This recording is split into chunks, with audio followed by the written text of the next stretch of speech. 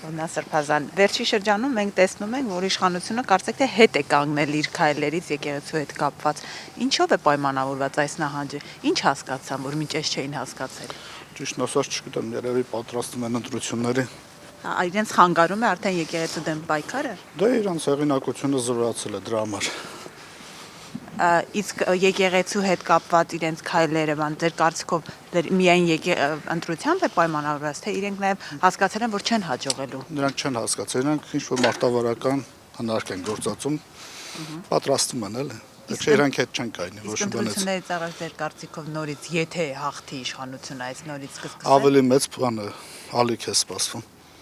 Այսինքն եթե հաղթի Նիկոլ Փաշինյանը եկեղեցու դեմ։ Իրենք ծրագիր ունեն, պիտի իրականացնեն։ Որն է դա։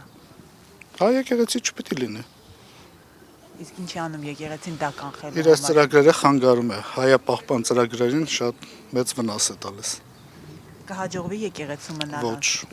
երբեք։ Չէ, եկեղեցուն կհաջողվի մնալ անսասան։ Միանշանակ։